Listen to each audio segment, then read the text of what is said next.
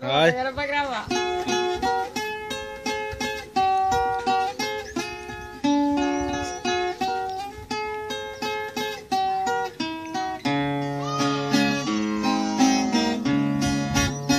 Das muitas coisas do meu tempo de criança, guardo vivo na lembrança o aconchego do meu lar. No fim da tarde, quando tudo se aquietava, que a família se ajuntava na nobreza a conversar. Meus pais não tinham nem escola nem dinheiro, todo dia o ano inteiro trabalhavam sem parar. Faltava tudo, mas a gente nem ligava. O importante não faltava, seu sorriso e seu olhar. Oh, oh, oh, oh,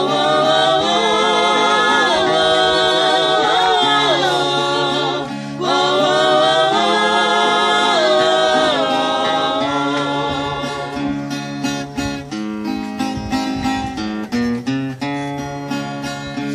Tantas vezes vi meu pai chegar cansado, mas aqui era sagrado, um por um ele afagava e perguntava quem fizer estripulia, e a mamãe nos defendia, e tudo aos poucos se ajeitava.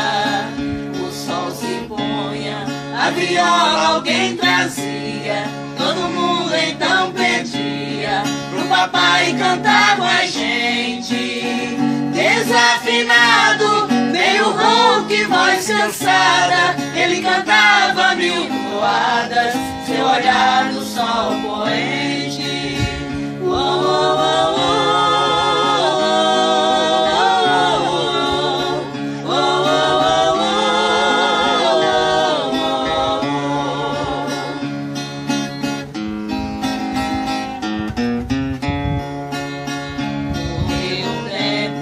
hoje eu vejo a maravilha de se ter uma família, quando tantos não a têm.